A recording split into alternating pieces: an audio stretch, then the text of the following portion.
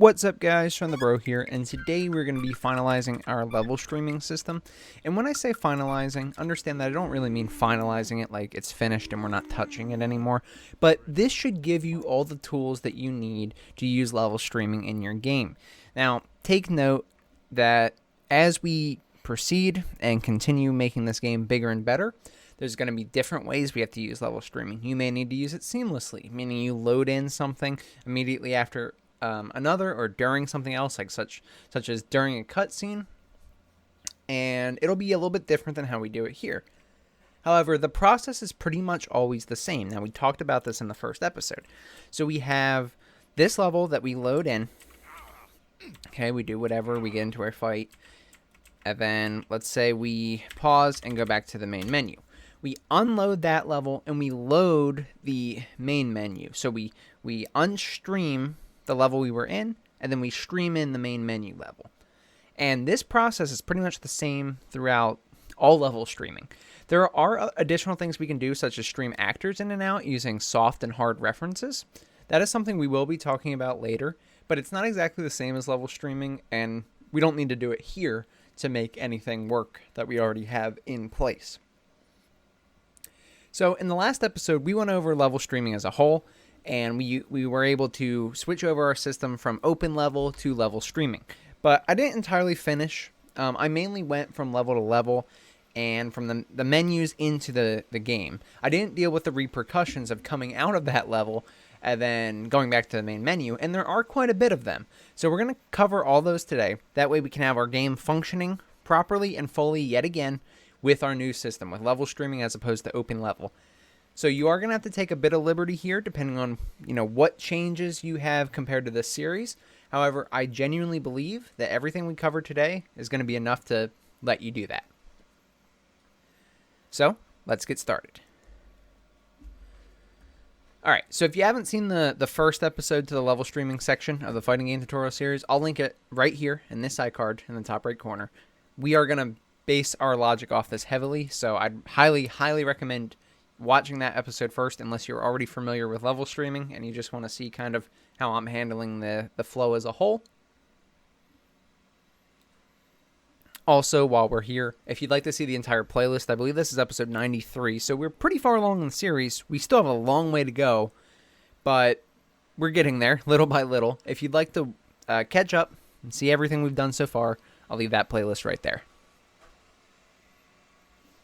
Alright, and at this point, we're ready to go.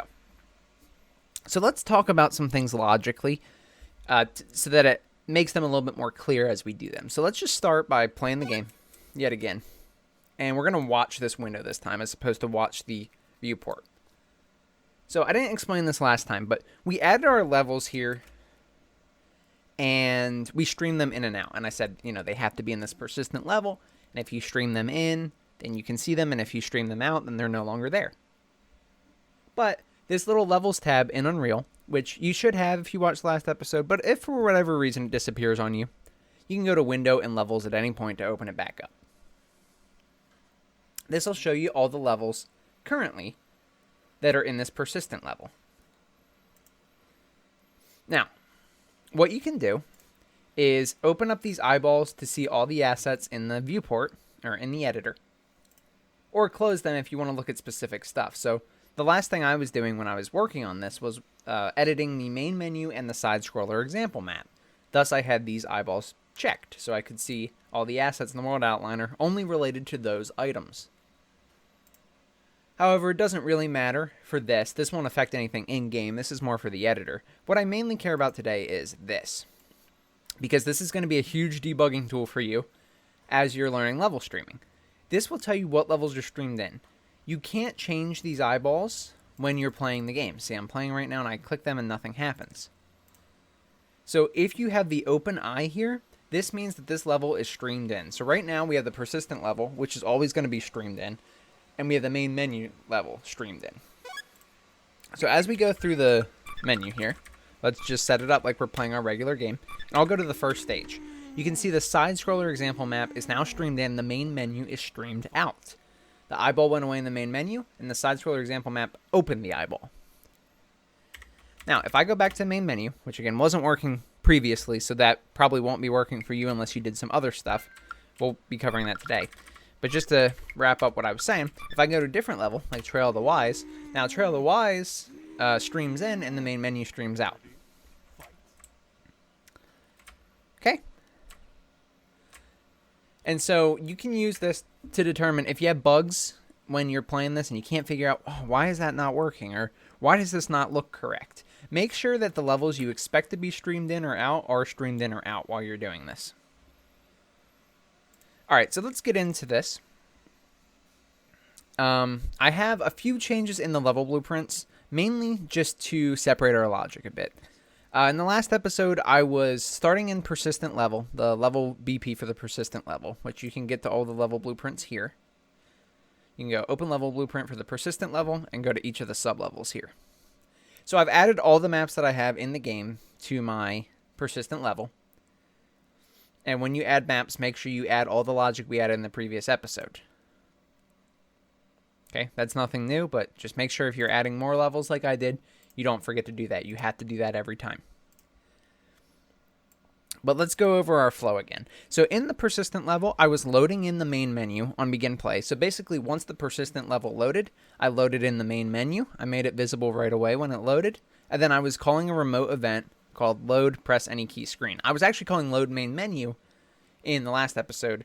I've changed it because when we return to the main menu, say from the pause menu or from the what I call the versus end pop-up, so when the versus match is over, we probably don't want to go back to the press any key screen. We probably want to go back to just the regular main menu. And so I've split up the logic a little bit to do that, but that's really all preference and it's pretty easy, so I'll show you how to do it, but don't worry. Our flow is it goes from persistent level to main menu streams in. So then let's go to our main menu, level BP. And we have this logic here. This is what we previously had. Press any key screen widget and add the viewport. And that was under the load main menu custom event. So now what I've done is I've added another custom event. And I've called it load press any key screen. And so I've created the press any key screen widget on this event. And then just the regular main menu screen widget on this event. That's why I've changed the name to load press any key screen here in the persistent level. So that when the persistent level first loads, it loads the press any key screen. Otherwise, we're going to load the main menu screen. Again, personal preference, not too worried there, but just so you understand why I changed it and so there's no confusion. Now, I've made a pretty massive change here with event load level. Load level is very important because it's the event that we use to go from the main menu, or really the level select widget and the level we pick, to the stage we're going to fight in. So before I was doing all of this stuff to get all widgets of class and remove them, and honestly that's okay. That method isn't terrible because it does accomplish what we need to do. However, I was thinking about it a little bit more, and we need the ability, I want to clean up all assets. So I want to clean up all widgets that we don't need anymore. Or I want to clean up all actors we don't need anymore. In this case, it's not too important because this is the main menu, so there's not really any actors. We have our character select actors that pop up. You know, when we select our character, we have the mutant or the mannequin pop up and do a little animation. But otherwise, we're not spawning pretty much anything other than widgets here. However, when we're in a stage, we also want to be able to, say, clear out all the old stuff that was in there. So when you're streaming in a level, if you're playing your game, and you go back to the main menu and you unstream that level, any actors that you spawned in that streamed in level will actually be spawned in the persistent level. Okay? So what does that mean? That means if I spawn a hitbox in my level, if I do spawn actor from class and I spawn a hitbox, then what I'm actually going to do is spawn a hitbox in the persistent level. Okay? Unless I assign it an owner to something that's going to the streamed in level. I know it can get a little bit complicated, but essentially what I'm saying is if I spawn in an actor and I don't have a specific reference to either a level or something tied to a sub-level, it's going to go to the persistent level. And if it goes in here, when you unload a streamed in level, it's not going to get rid of that actor. That actor is still going to exist. So we need a way to clean up the data that we no longer want in our levels. Okay? Because as we're going from main menu to a match, main menu to match, we don't want to have all this ugly logic in here. And you come into your match and there's hitboxes on the screen, or there's additional actors or additional cameras. It could get very confusing. So bear with me for a moment. Don't worry about this yet. I will show you later in the episode. But say I didn't clean up the data. Okay? Say I load this. Well, here's one thing. So this is why we were cleaning up the widget last episode. But let's keep going. Let's say I spawn this hitbox. Oh, I pause. Oh, I go back to my main menu. I come in here. Oh, all my stuff's still up on the screen. But, you know, I keep going and select my stuff somehow. Okay, let's see. And I have my old input stack. I have my old health bars below the new ones.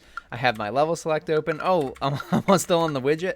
So you can see how messy this gets very quickly. And of course I have errors because things aren't where they're supposed to be. So leaving off of last episode, if you try and just do this without cleaning up old data, then you're going to have a lot of issues, as you can see here. And we are going to solve all of that today. It's just part of level streaming. It's not a bug with our system or anything. Don't worry about that. But when you stream in levels and when you unload them, you have to make sure that you're taking into account all the actors, all the widgets, everything, because you can't treat them as separate levels anymore. It doesn't literally unload everything in the game, relaunch the game mode. It doesn't do any of that. It launches one time. It loads the persistent level at startup. You stream in the levels, and then you stream out the levels. Everything then has to be managed and tracked accordingly. Okay? That's the point I'm trying to make here, and that's why I'm putting so much emphasis on this, because this is really important. So let me show you what I did. You saw that I had this event. So let's go back to event load level. We covered this in the first episode. I had load stream level, and then I had all of this. Okay, and then I had all of this. So everything highlighted is what was in this event, previous episode. You can see I've disconnected all of these get all widgets of class and removing from parent. I'm going to delete them now. I just wanted to show you so you knew where I was coming from, but they're gone now. I have the rest in here, but I have called this cleanup all match data function. You won't have this function yet. We have to make it. Now, if you've been following the series, we have something called a base function library that we can use and add this function to. However, if you haven't been, that's perfectly okay. All this is if you go to Blueprints and go to Blueprint Function Library. You can read the little comment there, but basically a Blueprint Function Library is this library that you can put functions into, call them from pretty much anywhere, and then perform logic. It doesn't have to take in a specific object. It doesn't have to be included like an interface or received by an interface call. It's just basically you make this interface, or excuse me, you make this blueprint function library and you call functions on it and logic happens. It's that simple. And so we've had one already because we had a function called determine player on left. And this is how we determined what player was on the left or right side of the screen. And it's an important function that we use throughout the series. You know, you don't need a blueprint function library to do that. You can do it anywhere. But it makes it more convenient because we can just call this wherever we want and get our answer as long as this stuff is valid. Okay? So either way, make a new blueprint function library or go to our base function library and add a new function. Then, in your function, I called it clean up all match data. You can call it whatever you want.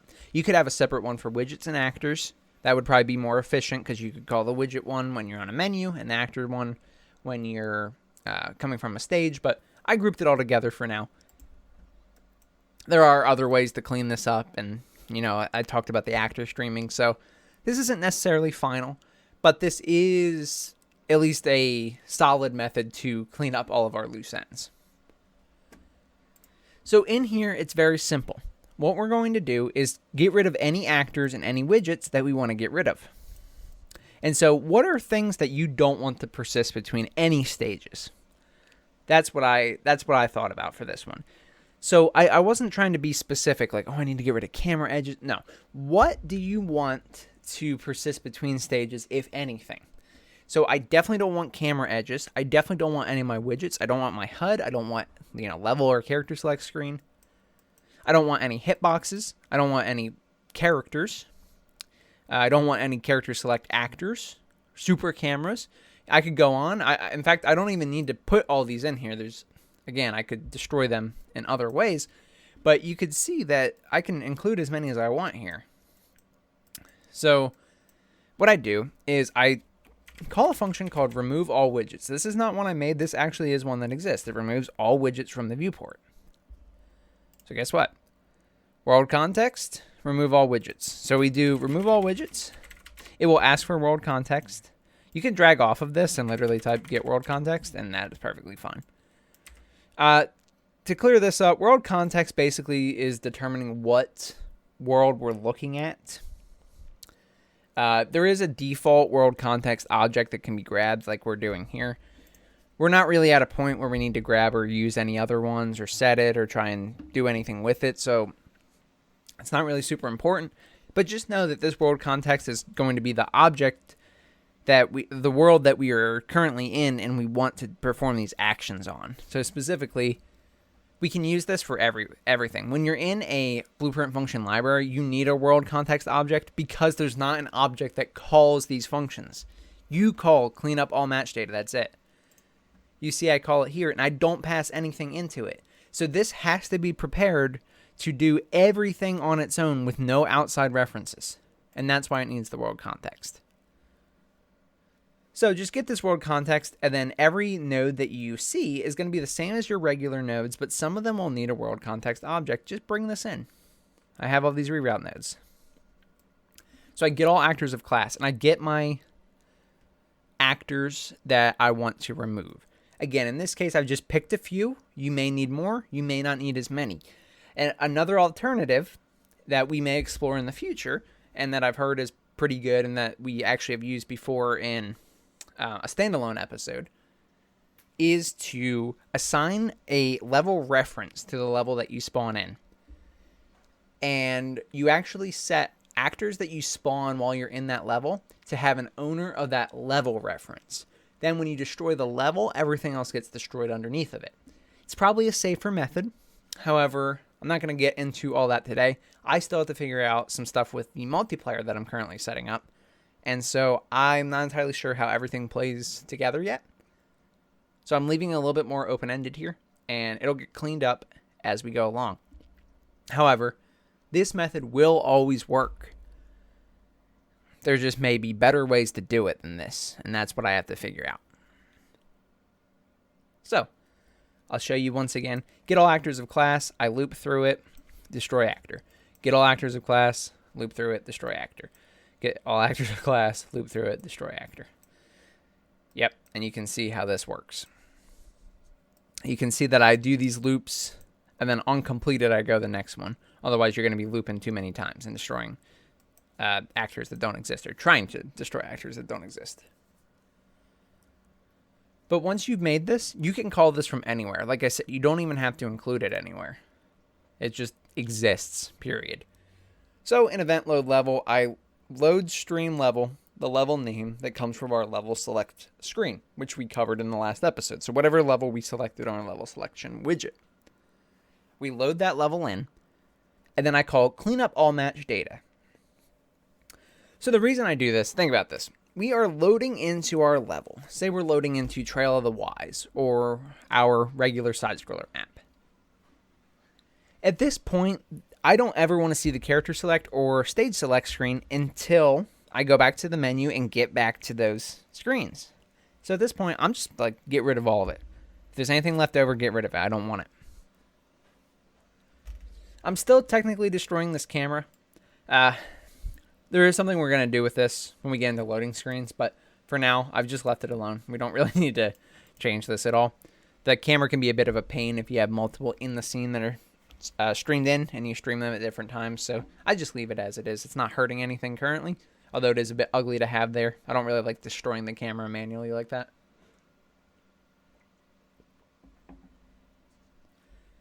And then I call remote event level loaded. And I unload stream level main menu. So once the level has fully loaded, I can trigger the logic to each level blueprint, right? So like if I go to my other stages, again, we'll go to Trail of the Wise. It has level loaded, and then it calls the basically what was the previously the begin play in the game mode. So that's the same as last episode as well. Nothing changed there. But that's how main menu has changed now. It's much cleaner, much shorter, and much more useful. I do have an additional event here. I'll cover this in a little bit. We're going to add this to the level streaming interface. This is just so we can separate the press any key stuff again and call it from other places. So don't worry about it too much right now. I'll show you when we get there. All right, so let's go to the versus pause menu. So I don't know if I showed you exactly everything that we can do, but I'll show you as we go here. So let's say I load up my level, and I play on this initial stage here. All right, so I can pause the game at any point, and I can do rematch. And this actually works. This has been working. We never actually did level streaming for the rematch, although we don't technically have to. If you take care of your variables, you don't have to level stream. However, you could. When you do a rematch, you could just unload the current level and stream it back in. No joke. You could just do that, make sure your events get called properly, and you'll be good to go. However, I'm actually still using the old rematch method we used. It doesn't hurt anything, except you have to make sure everything's set properly. So I'm going to go in here, and I'm going to go to main menu. Now at this point, if I go back in, everything's still here. Again, for you, it'll probably be bugged out because there's still more things we have to do regarding the screens and everything, so don't worry. But my point is, I can reload this level, and the level is good. I've decreased the number of rounds required to win the fight to 1. That way I could beat up on my poor opponent here and win the round instantly. It'll play my little victory animation where the mutant runs toward the camera, and then we'll pop up the screen in the bottom. So I have rematch, which again works. It calls actually the same function that the pause menu does. And then I have character select and main menu. So I can go to main menu. We'll show it from here. And same thing. Everything works. I can go to a different stage or the same stage. It doesn't matter. And then once again, I beat up on my opponent. Now just spam my keys. Bam. Run toward the camera. Then we can go character select, and it's going to load the character select screen. Just like we want. We want to skip the main menu, and then we're going to go refinery. And there you go. So everything's working as intended, and you can see I can swap between screens as I want. So, all that's handled in the versus pause menu and the versus end pop-up widgets. We've already made these in previous episodes. However, we were previously just opening level. Like right here, this node I have here, I had set game pause and I had open level. That's all I had. We're getting rid of open level. We're using level streaming now, so we don't even need open level at all. And we are going to go over what it is that we think we need to do. So for the pause menu, I don't change anything other than the quit to main menu button logic. I don't have go to character select from the pause menu, although it is it's one that's often on pause menus in fighting games, so feel free to add it. It'll be the same logic as the versus end pop-up, so you can literally copy it from there. All right, let's take a look at this. So when we quit the main menu, I do unpause the game, and I think that is still required. Since we are level streaming, pausing can go between levels. So we still want to unpause. At that point, we want to resume as normal. So I think that's still good to leave. But again, we don't want to open level anymore. We want to unload the level that we're currently on, and we want to stream in the level that we want to go to, which is the main menu in this case. So, I don't have a game instance reference anywhere in the pause menu, but I don't really need one. I only ever use it in this event. So if you use it at other times, such as going to the character select screen, you may want to put in a game instance reference somewhere in event construct or something, but it doesn't really matter. To be honest, this isn't a slow method. For anyone who thinks that a cast is a slow method, it's honestly not. In fact, it technically is quicker than storing the reference, it's just that the reference is easier to grab again. But if you're only doing it once or twice, the cast is perfectly fine, so don't worry about that. So we get game instance and we cast it to our game instance. I drag off of this, and in the last episode we made a variable called level2load, which is just a name. That way we know what level we're going to be unstreaming and what level we're going to be streaming next. So in this case, we are in the versus pause menu. Before, when we were in the level select screen, we knew what level we were pressing and what level we were supposed to go to. On the pause menu, you don't specifically know what level you're on. Especially in level streaming, it's not like there's one level open. You could have multiple sublevels open. And so what I've done is use the level to load variable to know what level name we are. Now, this requires us to be careful with this and make sure that we know this only gets updated when we want it to. This can't get updated prior. So we need to unstream levels first if we're going to use this variable, because if you set this, like if I were to set this to the main menu and trying to unload this, then I'm not going to unload the level I'm currently on the stage. I'm going to unload the main menu. Okay? So you can see I use level to load and I call unload stream level. And I pass in the level name. This should block on unload. Can't remember if I really explained it last time. These blocks are supposed to stop the main thread from running until this operation is completed, until it's fully streamed or unstreamed the level. In my honest opinion, I don't think it really works most of the time. I know there were bugs with it at one point where it did not work at all. I still think there are issues with it, so I tend not to use it. Well, I tend not to rely on it. How about that? You can still check them and things like that, but I just ignore it entirely most of the time and just make sure that we do our own logic to make sure it's safe. It doesn't really hurt us in any way. It's just I don't want anyone to believe in it and like put your faith into it and then it fails you. So I unload the level that we're on. So say we're on Trail of the Wise, we unload Trail of the Wise. Then I call clean up all match data. Again, this is our base function library function. So I'm cleaning up all the actors and all the widgets that were on that level. I set the level to load back to main menu. Again, it's not required that you do this, but this just helps the flow so much more. You could just load stream level and put in main menu here, but why would you when you have this that can actually keep track of it? So we know we want to go to the main menu, so we set this from the game instance, and then we call load stream level, make it visible after load, and pass in the main menu. However, in the previous episodes, when we were going to the main menu, as I said, we were going to the press any key screen, and that's fine. It doesn't really matter, but what does matter is where we call this function from. Before, we were calling the load main menu from the persistent level begin play through this remote event.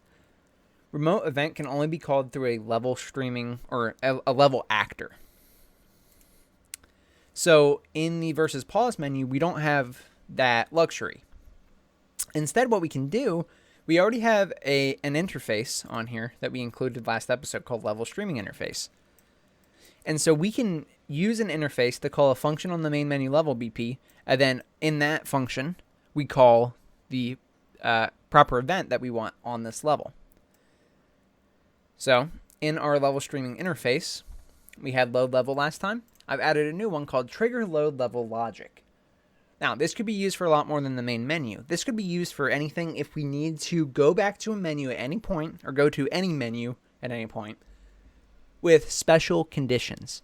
You know, maybe you load this stage and it has 2 variations. Well, in this function, we could trigger a random node and then go to the right stage without changing our actual load level logic. So this is a separate function for special logic. So trigger load level logic. Okay. And once you're in here, when you're in the main menu, you just type it in. You want the one that's the event. And now you can do whatever logic you want. In this case, all I'm going to do is call the load main menu event that I have up above that creates this. But now you can see how we've separated press any key screen and main menu while still having them on the same widget and the same level. So this is very powerful for us to be able to do that. And if we go to versus pause menu again, you can see I've done just that. I've called this event. Remember, you don't have to include a blueprint interface to call an interface function. You just have to have the object that you're going to call it on. So trigger load level logic message here. And it needs to know what object it's going to be called on. It's going to be called on a level. So I used get streaming level with the main menu name so that it knows what level to look for and then triggers that event. And at that point, your pause menu should actually work. You should be able to go back to the main menu using the pause menu, and it should stream in and out properly.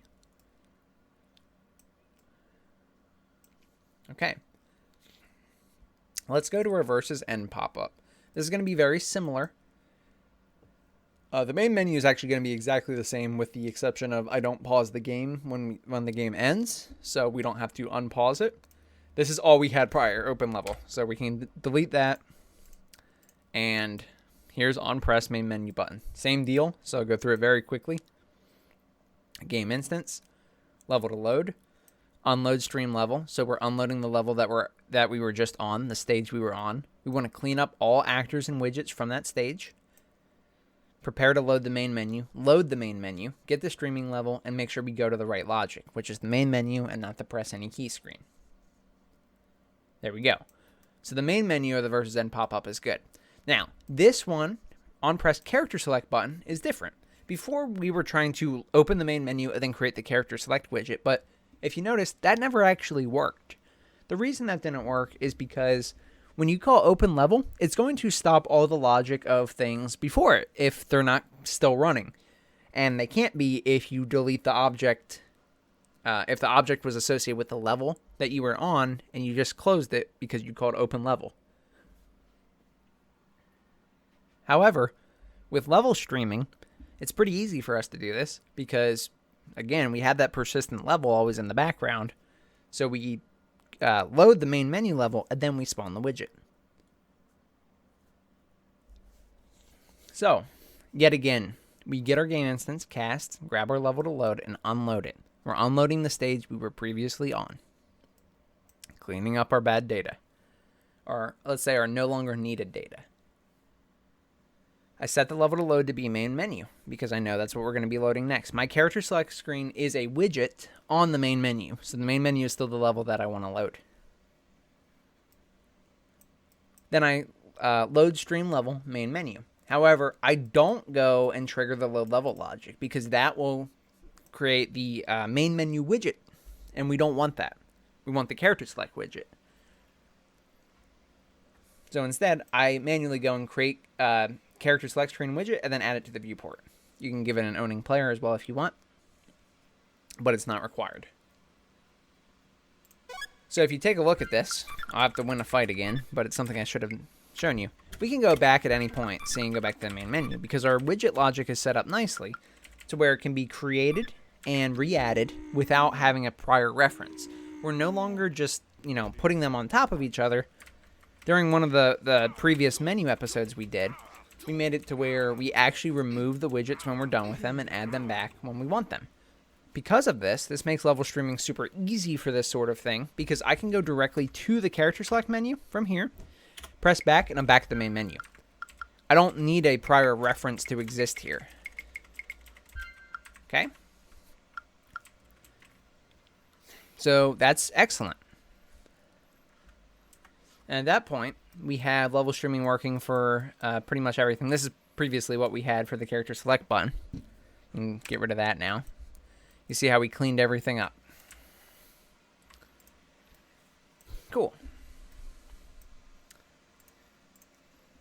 So that makes things a little bit nicer. Now that we have everything using level streaming and working together, we can even do rematches and it works fine. This is our level streaming interface, our base function library. Everything looks good. Now, a quick thing I want to fix with our camera. So there's nothing necessarily wrong with our camera, but there is something that we were previously doing that we can now clean up and make better. I try not to use delays, but sometimes I use them when, we need to because something's loading before another. With level streaming, we have full control now. So we don't have to use this anymore. And also, because of the way level streaming works, we don't necessarily want to have these begin play. We don't necessarily want camera logic to fire at all on begin play. We have this use camera event that we call from the game mode BP right here, which sets the camera. This specifically says sets up the camera upon rematch, but that's actually not correct. It was before we had level streaming, but now we can use this to just set up the camera in general. It doesn't have to be before, or it doesn't have to be during rematch, just in general. We call this use camera function. Okay, so if we change that comment, we can now get rid of begin play and this delay, make it so much neater, and just use this use camera function. A lot of begin play stuff is going to be going away, as you can see. In fact, most of it already did, because begin play isn't so useful with level streaming a lot of the time. A lot of the time we want things to be loaded fully before we use them, and we can't always promise that with level streaming. So get rid of some of that ugliness, and here we are. Now we can close some of these other tabs. We don't really need them anymore. But one other thing that we do want to do is we want to have the ability to reset our variables. So what I mean by that is we have some game instance variables. If I go into the code, I know we didn't need to use it today, but if we go into our code, we do have some variables that we set that do need to be adjusted, potentially adjusted. So some of these things, the game instance has been persistent no matter what anyway, right? That's how it works. However, we were never resetting some of these values. When we left, we were opening level anyway, so the game mode was running and it was setting it. But we have this round time variable that was never being reset. We will want to reset that, you know, when we unstream levels, when we exit. But really, this isn't an issue with level streaming. This is just something we haven't covered yet. Let's just go ahead and get that fixed up right now for the timer. So let's go back to default game mode BP. I know I actually closed it, but let's go back to it. And that timer comes from the game instance. We are resetting it in the game mode on a rematch. However, we don't always, you know, this isn't only a rematch now. We call this level streamed in event whenever we want to basically play a new match. A new level's here and we're ready to go.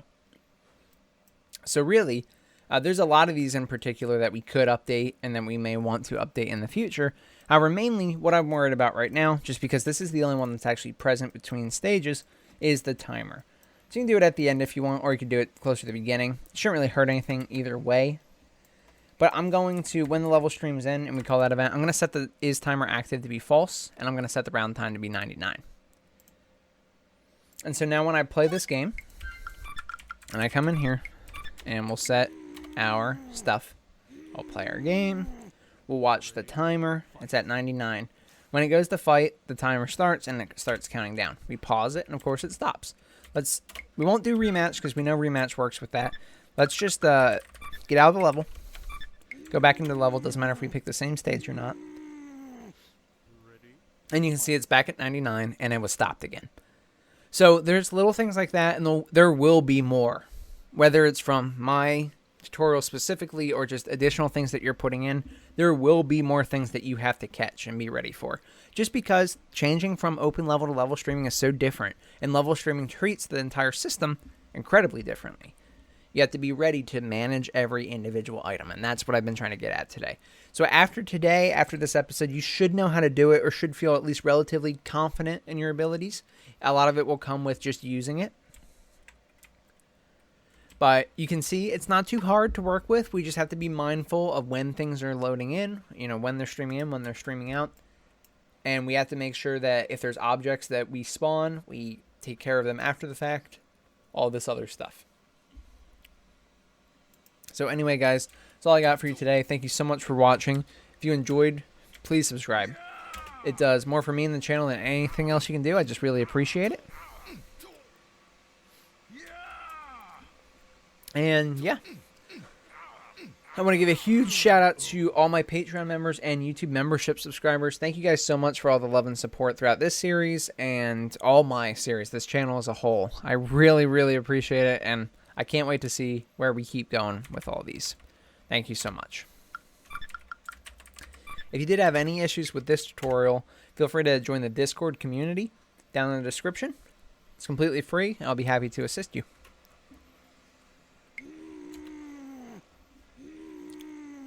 That's all I got for you guys. So, thank you so much for watching. I'm Shawnthebro, and I'll see you in the next one. Bye, everyone.